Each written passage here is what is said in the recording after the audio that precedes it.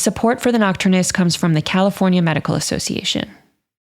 At The Nocturnist, we are careful to ensure that all stories comply with healthcare privacy laws.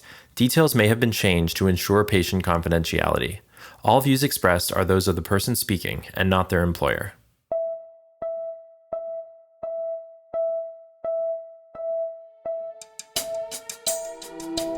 You're listening to The Nocturnist Conversations. I'm Emily Silverman. The ER in New York City can sometimes feel like the Tower of Babel. Both the patients and the people taking care of them arrive from all different backgrounds and often speak very different languages, either literally or metaphorically. Today's guest, Dr. Rachel Kowalsky, navigates the ER daily as a pediatric emergency doctor. A 3-time nominee for the Pushcart Prize in Fiction and winner of the inaugural New England Journal of Medicine Fiction Contest, Rachel's writing brings the hospital alive in such a fresh and magical way. Today we'll be discussing her short story, The Delivery Boy, which shows us the ER through the eyes of a young boy from Guatemala, as well as the team of clinicians who care for him. Rachel's work has appeared in publications like the Missouri Review, the Atticus Review, and the Intima. She teaches health humanities at Weill Cornell Medicine, and in our conversation here today, we talk about the scrupulous research that she did to put together this piece, as well as what is lost and what is gained when things get lost in translation. Take a listen to Rachel reading a passage from her story, The Delivery Boy. Altagracia, the Mexican intern who had been educated in the United States. Tuesday, 8:30 p.m. The trouble with English speakers was that they always made you wait for the noun. The girl was having an unprovoked first-time afebrile seizure, but by the time Iris got to seizure, precious moments had gone by, and Altagracia had ridden a roller coaster of uncertainty from dog bite to migraine to asthma attack. Unmoored with no noun, she had forgotten what she hoped for in this world, let alone the sentence. This was how they wore you down. "Let's go," said Iris. "Fast." She hesitated. Safe, correct, fast. That was her hierarchy of intention. Fast was for bandits and birds of prey. When she'd first entered the delivery boy's room, the psychiatrist hadn't arrived, so it was just herself and De Los Santos Marcos. She'd meant to bring ice cream to room 5 on her way, but Bonifacio WhatsApped her. Faced with competing urgencies, her boyfriend, room 5, the delivery boy, and a sudden oppressive hunger, she'd chosen to do her work. "I'm Dr. Tierrafuego de la Paz. Please call me Altagracia. I'm from Yucatan, Mexico, and I've brought you ice cream."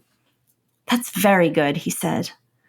The boy on the bed was awkward, out of context, fidgeting with the stress ball they gave teenagers at triage. His eyes darted around the room from countertop to ceiling to floor, as though following an insect's flight. They were dark and serious, close set. His upper lip was the Cupid's bow of a movie star, a bird in flight. He reached for the ice cream.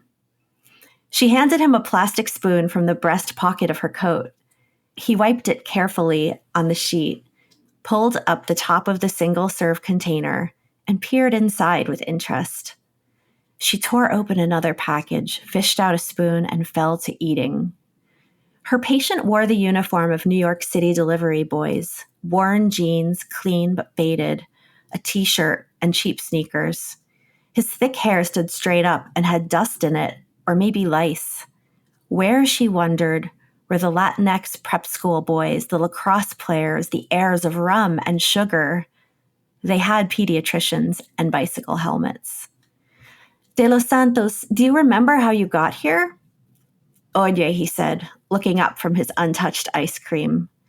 It was an invitation to listen, a turn of phrase she loved in her grandmother's mouth, but not in this mad place. "Do you know San Lucas Toliman?" he asked. "No, I'm sorry, but do you remember colliding with a taxi?" "It is my town." He glanced up above the supply cabinet, then back at her. Well, there was a mudslide in Santa Clara. My uncle died, and my aunt and cousins came to live with us. Araceli, Gladys, Adi, y La Gorda.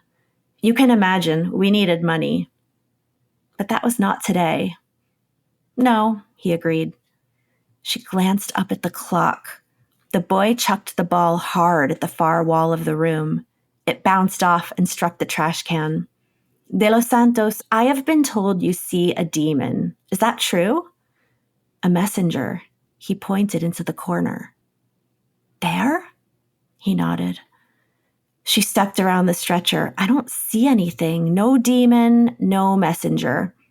Bien, he said, rendable either as good or yes, you do. She opened another ice cream. What is the message? Te voy a contar una historia, he said. I'm going to tell you a story. No, a history, a lengthy tale with roots and context.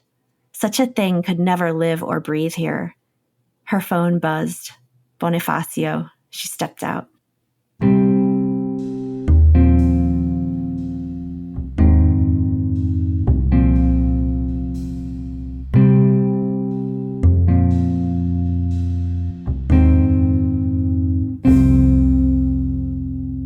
Thank you so much for that reading, Rachel, and thank you so much for coming onto the show today.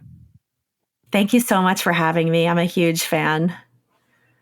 So, one of the questions I love to ask people who come on this show is about their physician origin story. So, tell us how you came to medicine.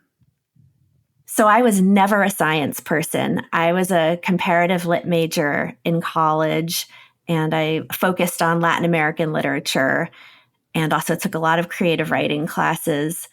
And at a certain point, I was thinking, okay, how is this going to translate into a career? What am I going to do with my life? I love to read, I love to write, but how can I make a career out of that? So I started thinking, well, maybe I'll do psychology. And in order to apply to grad school in psychology, you had to take a few prerequisite classes, and one of them was neuroscience.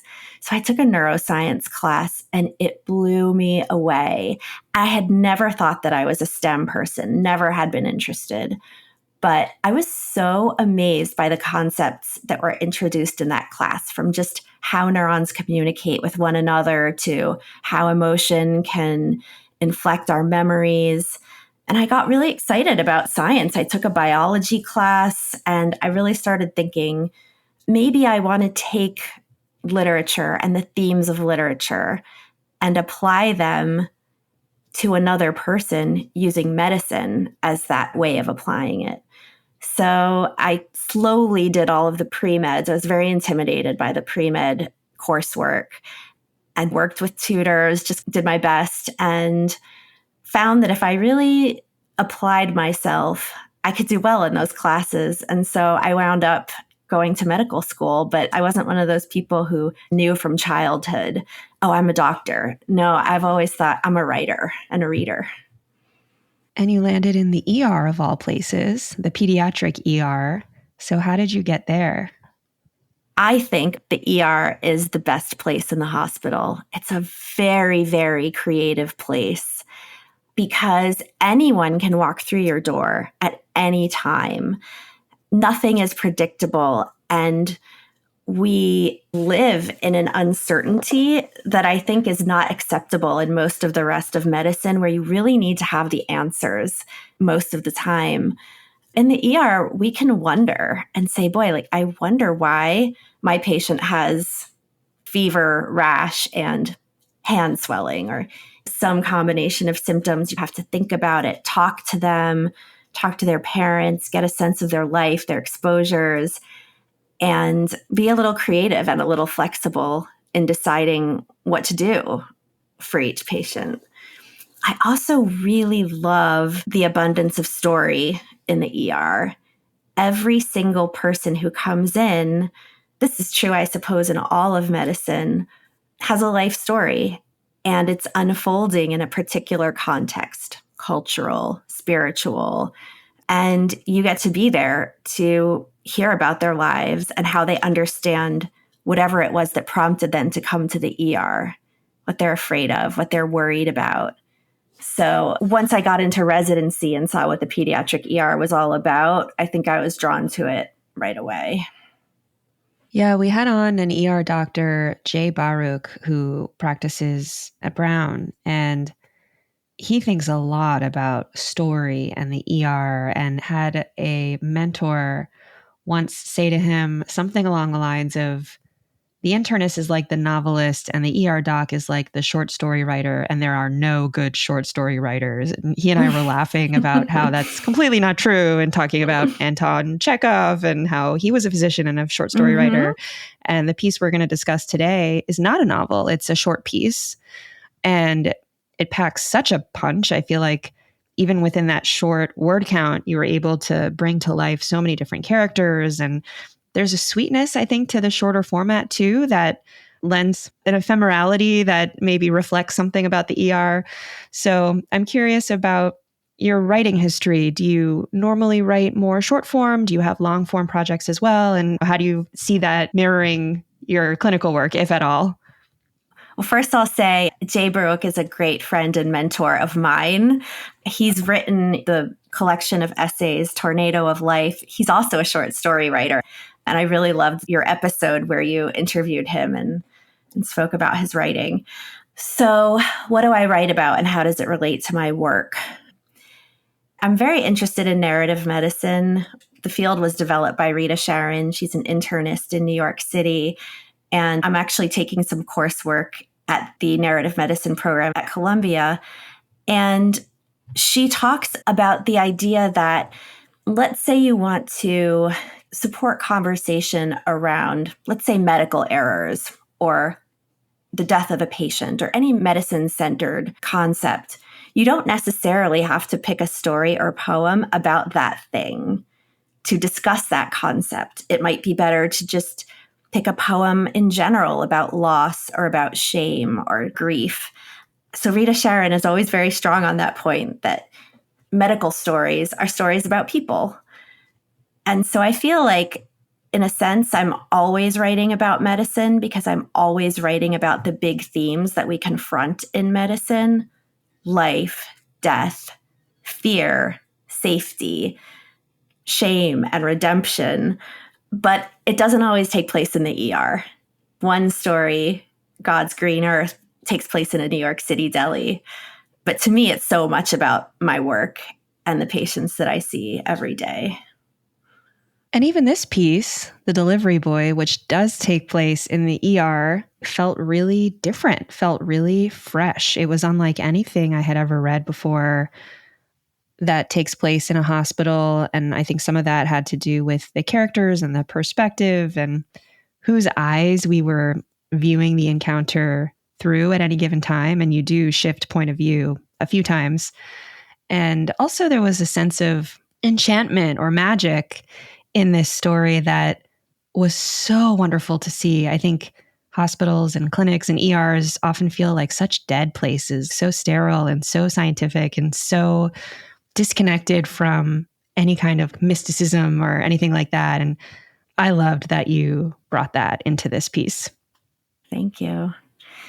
I see the ER as so ripe for writing about magic, transformation, the surreal, because it's a really unusual place. There's no windows.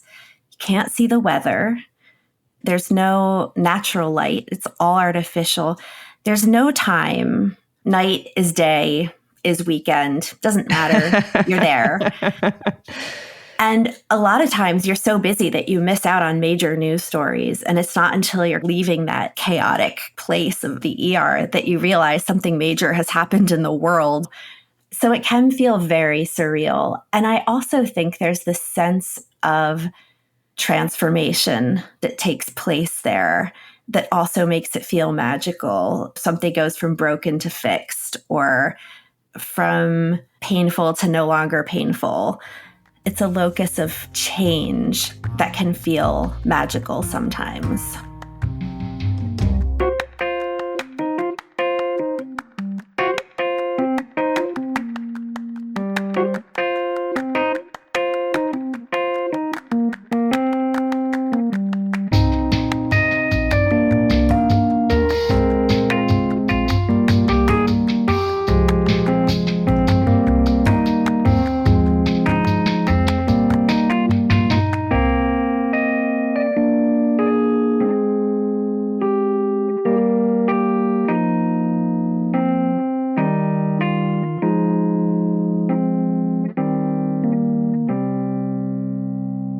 let's talk about the piece, The Delivery Boy. It's about De Los Santos. He's an Indigenous boy from Guatemala who has been in the U.S. for about 9 weeks and lands in the ER. And I'm curious where you got the idea to write this. Where did it come from? So yes, De Los Santos is Indigenous Guatemalan. He's Kaqchikel. My dad's Guatemalan, and I grew up with one foot in each country. I grew up and was born in the United States, but there was constant flow of family members between countries. So cousins would come and stay with us. We would go and stay with them, vacations, summertime. And later, I also did field work for my master's in public health in Guatemala. So I spent a lot of time there and a lot of time during formative years. It's an amazing place. There is a large indigenous population there. About 80% of the country is indigenous, and they speak about 20 different dialects.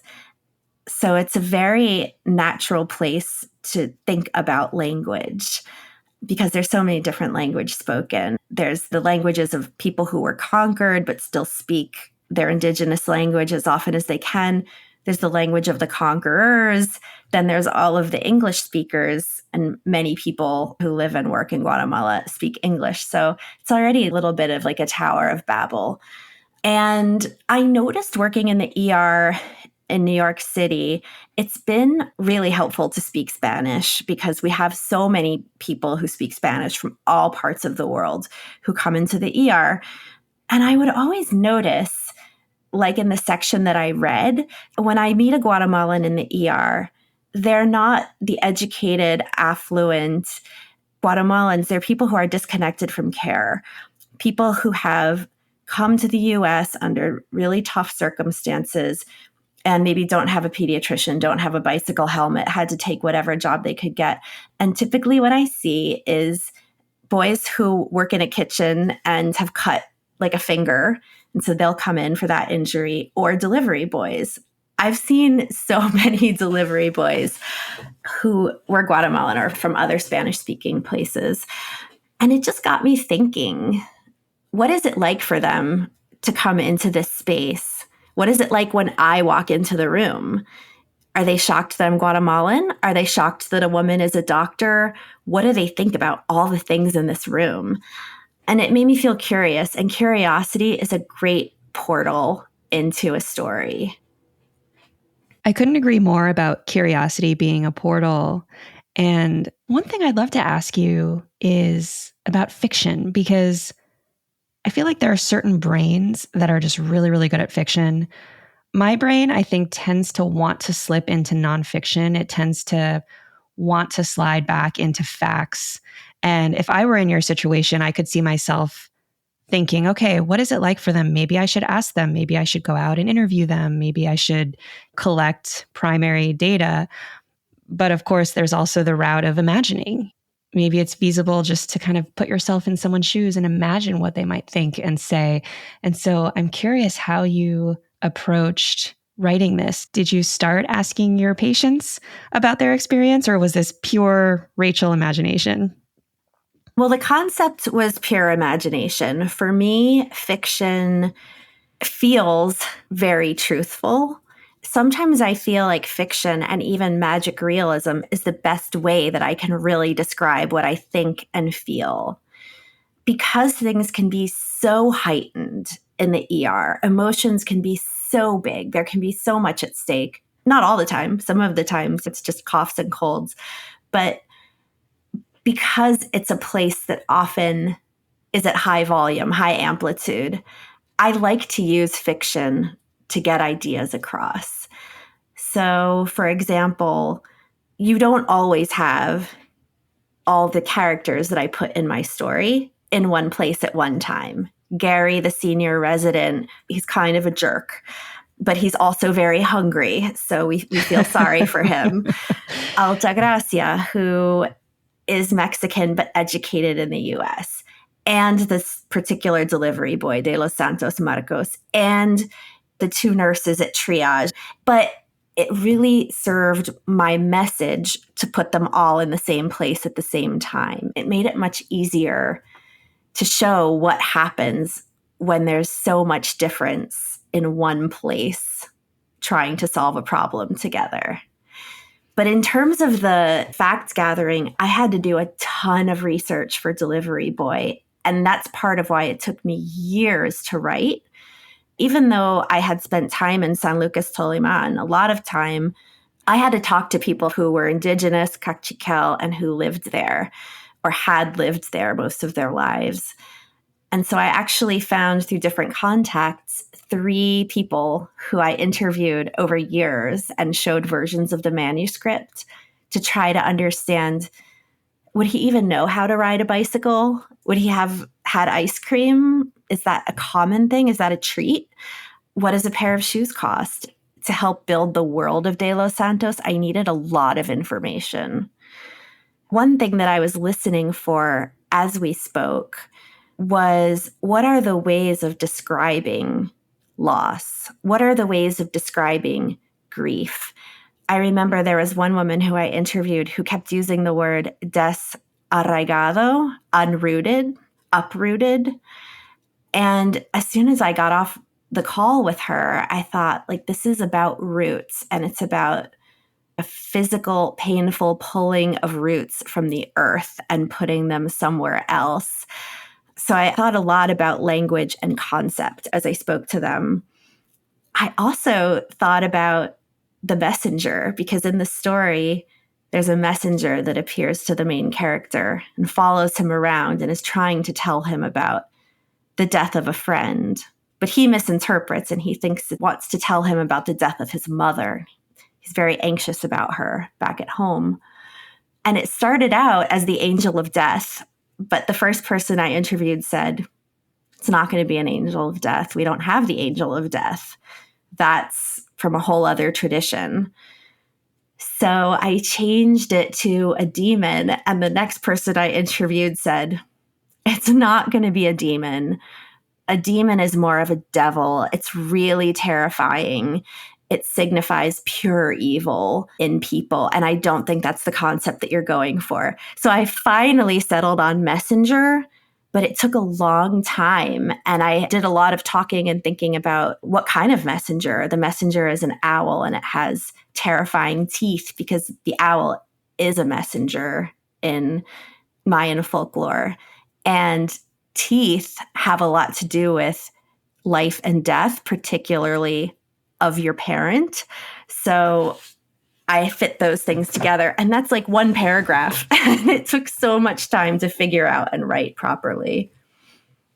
You can feel the density of research and density of experience in the piece. These people you were interviewing, were they friends? Were they family? Were they random people you pulled off the street? How did you get them to talk to you? A long time ago in college and in med school, I used to volunteer with a group of doctors from Brown, where I was an undergrad, and our home base was San Lucas Toliman. And there I met lots of volunteers and contacts from the US who did work there. And one of them, who's very young, we were all very young then, and he was training to become a priest or a reverend, or I can't remember exactly what. And he fell in love with someone from San Lucas Toliman, and they got married. And now they live together in New York and have a beautiful family. But I got in touch and I said, is there anyone you think I could talk to back in San Lucas Toliman? So he put me in touch with my first contact, who works with youth in San Lucas Toliman. The second and third contacts came from a professor of anthropology at Connecticut College, Joyce Bennett, who I found literally just by searching on the internet.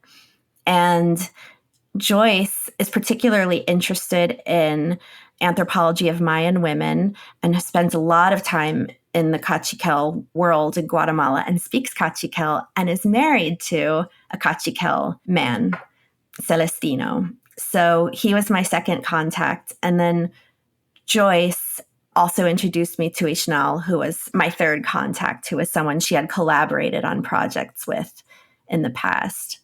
So all those 3 people spoke Kaqchikel, but also spoke Spanish. And that was very helpful because we could communicate in Spanish to talk about the manuscript and the characters. And a lot of what you researched was these ancient texts, these historical records and myths from the indigenous culture there, and then bringing those into an ER in New York City. And I just want to read this one section because the piece is funny in a lot of places, but I thought this part was especially funny where you have the med student, Brittany. She begins to speak. She has a British accent with a hint of island in it. And she says, De Los Santos Marcos is a 17-year-old Guatemalan male who reports that he saw a messenger or a demon, then got on his bicycle in search of a large idol to help save his mother and was struck by the opening door of a taxi. Altagracia sat up. Gary's face went tight. I'm sorry, what? It is his chief complaint, Brittany said in a serious voice. Saw a demon, struck by a taxi. How did you think about bringing some of those mystical elements into the fluorescently lit, windowless, modern ER? The person who De Los Santos is seeking, the idol, is Mashimon. Mashimon is a folk figure in Guatemala. If you're from Guatemala, you know about him.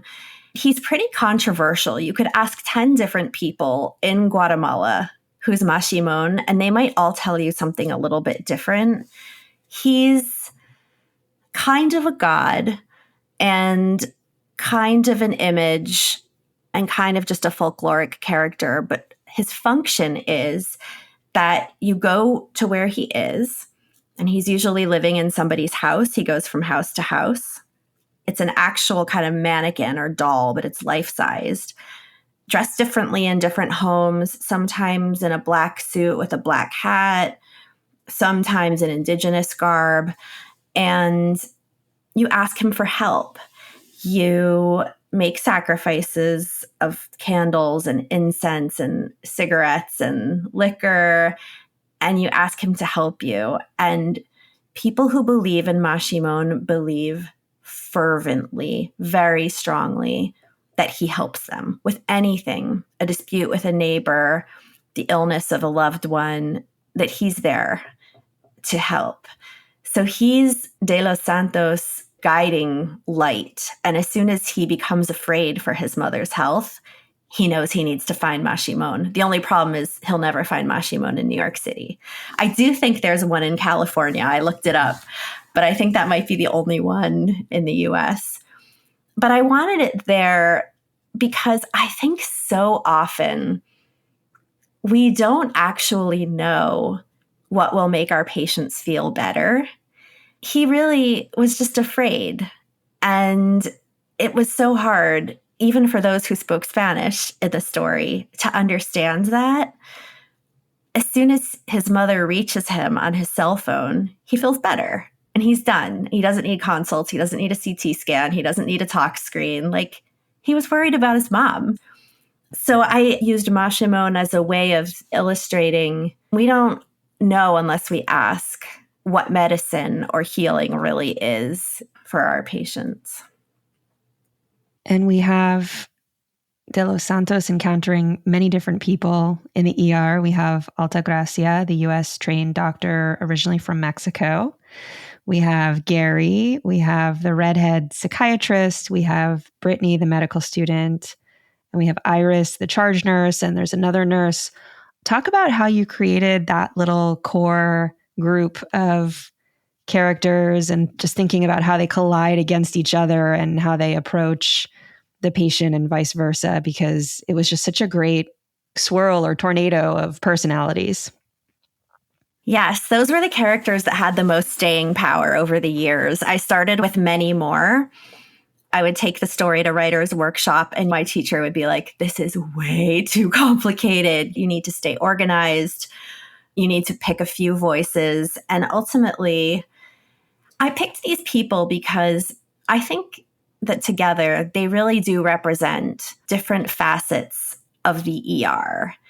Gary is a jerk, but also you kind of get how overwhelmed he is. He's a senior resident who's been left in charge of the ER. Who knows why? He's totally overwhelmed. He's totally out of his league with this young man from Guatemala. He doesn't know how to think about him or approach him, but he knows he's got to solve the problem. And he's hungry. He's just dying for the graham crackers that he finally finds and crams in his mouth. And you kind of know Gary. And sometimes we're all Gary. Sometimes I'm really cranky and grumpy. And sometimes I want to get a head CT because I just need to figure it out. And I think it's important to show that we're not all great all the time. We're flawed. And we feel pressed to be correct and fast and safe at the same time. And you just can't always do that gracefully. So that's Gary. Altagracia, I liked because I could use her to show that even if you share a language with somebody, you still can't necessarily understand them. And she's dealing with her own stuff. She's slow, and that is a problem in the ER. So Gary sees her coming and he's like, oh no, this is the slowest person I've ever worked with. But she's slow because she's thoughtful. She can't just pop into room 5 because first she needs to check the child's weight and think about is this the right weight? And then she needs to make sure they haven't taken any Tylenol that day and ask about it a few different ways. That's me all the time. I always feel I need to find out a little bit more before I make a decision. And so I totally get it. She feels stuck between really understanding all of the facets of a case and being fast enough to get to the next patient. And she even talks about her hierarchy of intention in the section that I read. Safe, accurate, fast. Safe matters most, accurate matters next. Fast is at the end. But she feels so pressured to be fast.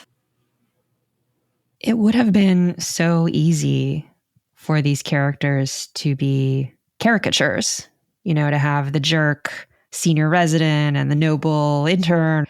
But you do show us their strengths and weaknesses and their complexity. And we get to a place in the end where we see ourselves to an extent in each one of them. And that really humanizes them, and I think just made the piece feel so strong.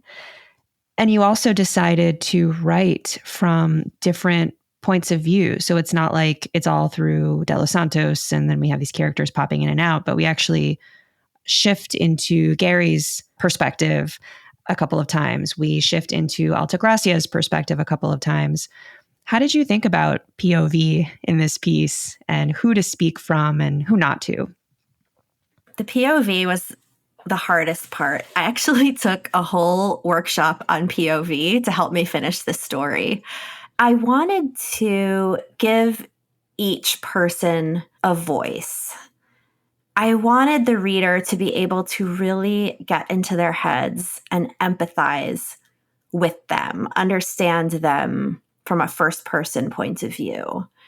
There were some that I cut out because I thought, I'm never going to be able to accurately get inside this person's head. Brittany Brathwaite was a character whose head I was in early on as I started writing the story. And I ordered Guyanese cookbooks and read people's memoirs. And I had worked with a student before who was Guyanese and did research with her. And I spoke to her, and she was the person who taught me that Spanish isn't spoken there. And I was like, I'm not going to be able to write with her voice.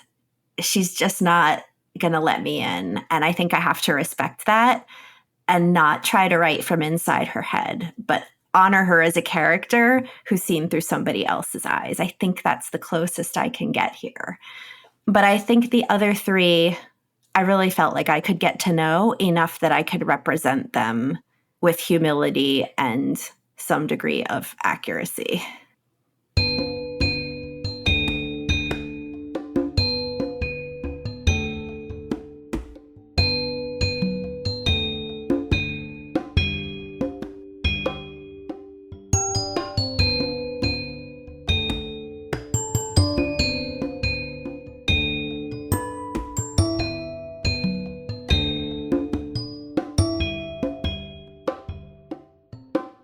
Let's talk about language, because that's such a big theme here.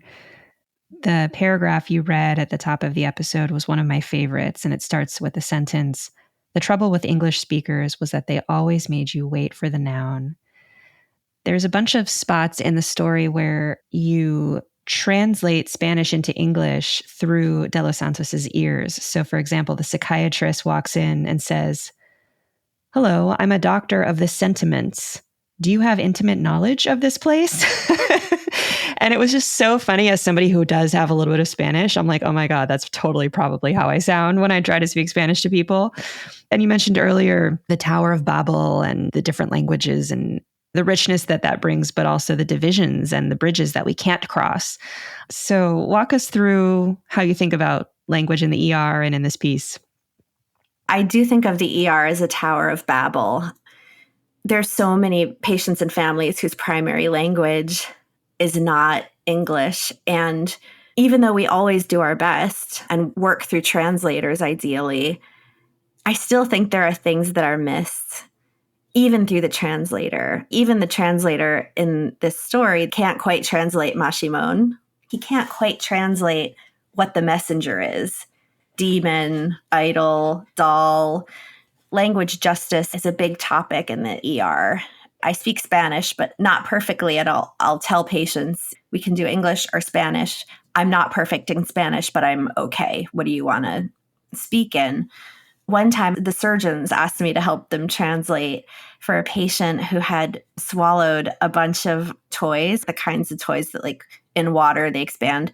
They had been like on a table at a wedding and a child ate a few of them and they expanded inside that child. And I was translating for the surgeons who were going to take the child to the OR. And they got to the part about a possible ileostomy or having to do something that I don't really understand in English, let alone Spanish. And I had to stop there. And I was like, ileostomy, I'm not going to be able to do. Like, you're going to have to get on the phone with a medical translator and really explain this to them, because all I'm going to say is hole in the stomach, and it's just not even going to make sense.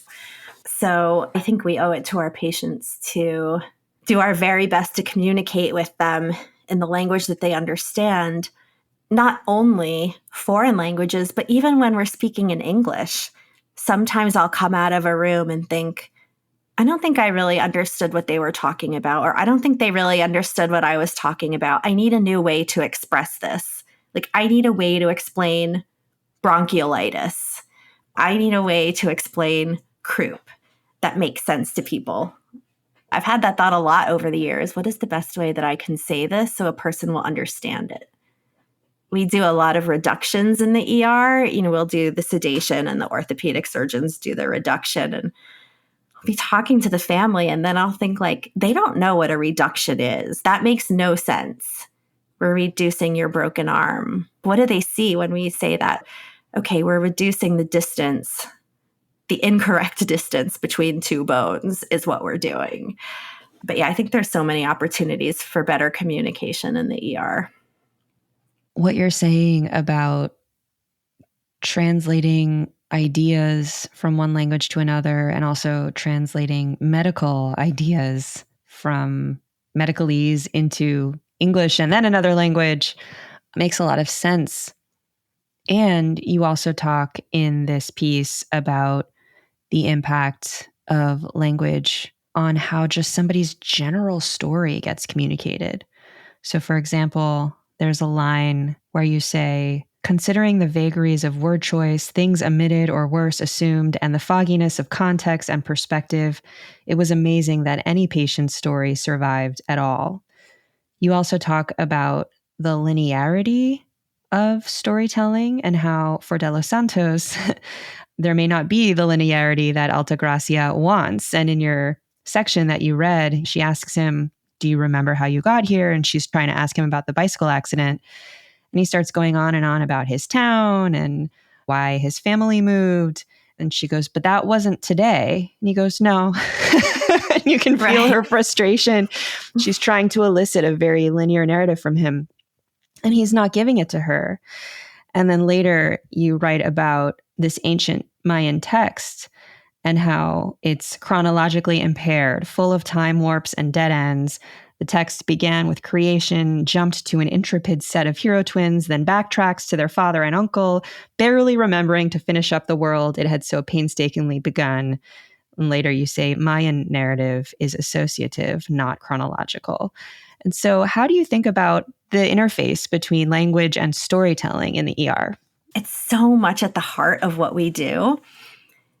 People represent themselves to us, and then we have to make sure we've understood the story. And the Mayan perspective isn't really of events that start at point A and go straight to point B and straight to point C. There's a lot of contextualizing that takes place, a lot of setting the scene. And also, there's a lot of talking in a circular way around and around the point, making smaller and smaller circles, and then finally getting to what you meant to say as the crowning piece of your discourse. It's not the opening piece. Like when we do a presentation, that first sentence should contain in it the answer. Ideally, that's what we're taught, but not so in the way that De Los Santos thinks, or lots of our patients. Like I loved the book, The Spirit Catches You and You Fall Down. And the author describes how a Hmong family may start their story way back with something that happened years ago. This is a question that we pose to ourselves in fiction and in the ER. Like, where does the story start and where does the story end? Does the story start during your pregnancy when you got really stressed out, or you ate all of the wrong foods and now you're noticing this thing in your child that you think is related? Does the story start last week when your child was exposed to the flu? Does it start today? Where does the story begin? And so often when I was doing the interviews with Ishnal and Minor and Celestino, especially Ishnal would say, like, I'm going to tell you a story. She prefaced so many of her responses with that. Like, I'm not just going to give you a one-word answer here. I need to tell you about an event that happened. I can't just say like, oh, it's really hard to be away from my family when I come to the US to work on different collaborations. No, I'm going to tell you about a time that I did that and why I did it and what it felt like and what I was supposed to be teaching. But the fact that I missed my family so much, I didn't feel like myself. It's a real story. I really love that about the ER. And it also can be tough as an ER doctor because it takes a long time to represent a person's story accurately, I think. I'll write notes for like 2 hours after an 8-hour shift because it's like you want to get it right. And it seems like there's a lot we can learn from this way of communicating and storytelling. I think a lot about the medical note and how de-storyfied it's become. When you open up a note and it's like, this is a 65-year-old woman with COPD who presented with shortness of breath. And then it's like, problem list, hashtag COPD, hashtag depression. You know, it's like, right. You really don't leave with any context of who this person is. And I think people, I hope, are starting to get better at weaving some of that into the note.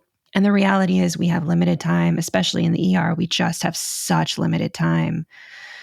And for people listening who are trying to balance that tension between speed and completion, do you have any thoughts or tips, or how do you approach it so that you keep your sanity, but also do your best to honor the stories of the people who are coming in?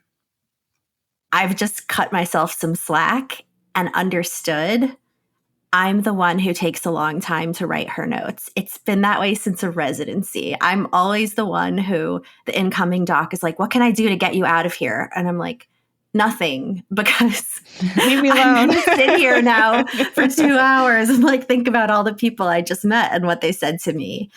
I think I have to save time in other ways. It's not going to be in note writing, because everywhere that it says patient, I put their name. Everywhere that it says denies, I change to no. even if it says PMD, I really prefer to write pediatrician. It's not that many more letters. And it's a person who has trained for a long time, sometimes even beyond the 3 years of peds residency. They've done a residency in hospital medicine. It just feels a little more respectful to actually write it out. I think I've just accepted it. I'm slow when I write notes, but it feels better when I'm done. I want to ask you about trust, because there's this moment in the story that just, I'm feeling it in my chest now, just thinking about it, where they tell De Los Santos that they want to scan his head because he just fell off his bike and they don't know what's going on and he's seeing things and they don't know if he's off his rocker or whatever. And he agrees to do it. And then he adds, "I trust you." And they're on speaker and the words are quite loud. "I trust you." And then you write, "People turned to look." And I just would love for you to bring us into that moment. We've been talking a lot about things getting lost in translation and misunderstanding each other. And there's just so many reasons not to trust. And yet there's this moment of trust here. Talk to us about that. Yeah, I think we're in a moment of deep distrust between patients and clinicians. I think often patients and families worry that we have other motives besides caring for them, like getting that CT scan just to cover ourselves or to make more money. There's always this concept, it's not correct, but that I will make more money if I order more tests. I think there's always that worry. If I'm going to sew somebody's laceration, it's always like, "Have you done this before?" And I'm like, "Yes, every day, a lot." But there's always that, well, maybe we should be asking for the plastic surgeon. And you just feel it so often. And we don't always trust our patients' stories either. We'll say well, I don't know if it's really been 9 days of fever. That seems like a long time. It's probably 3 days, and they're exaggerating because it feels like 9 to them. So there's always this mistrust. And when a patient says, "I trust you, whatever you decide," it is shocking to me. A lot of the times we find ourselves talking through different imaging options for appendicitis, because especially in children, we want to minimize radiation. And appendicitis can look like so many different things. It's not always fever, vomiting, right lower quadrant pain. It would be great if it always presented like that, but it doesn't. So we're always trying to figure it out using some combination of ultrasound and MRI, and then if we really have to, CAT scan. And those conversations can be so delicate. What's going to be the most high yield? What's going to be the safest? I had one of those conversations and the parent was just like, "Let's do whatever you think we should do. I trust you." And I was like, "You do? Don't you want to call your uncle, the dermatologist, and check with them? Don't you want to call your pediatrician?" The fact finding that happens before people really make decisions about choices that matter in their healthcare and their children's healthcare. It's amazing when somebody puts their trust in you. It feels surprising and it feels great. So what's next for you? You're still writing. Mm-hmm. Do you have more short pieces? Might you try out something longer form? And I love your voice and your writing so much. And whatever you write, I will read. So just tell me what to expect. What's coming down the pike? Okay, so deep in my heart, I think I'm a novelist. But I juggle a lot of things at this stage in the game. And that's okay. I like all the things that I juggle, but I can't write a novel right now. But that is on the horizon. I already know what it's about. I already know most of the characters. But right now it's short stories. I have one that I'm sending out right now that I'm really excited about. It's also an ER story. It also has magic realism in it. So that one's going to be a lot of fun. And I have lots of ideas. The lovely thing about working in medicine is writer's block is not the problem. Lack of material will never be the problem because it's so rich. And there's so much symbolism in working with children. It's just so meaningful. But I have the one that's out to different magazines right now. And then one that's almost done and ready to send. That one's about being a camp doctor. So excited about that one. and 2 more that are mapped out in my mind, but are going to need some research before I really start writing them in earnest.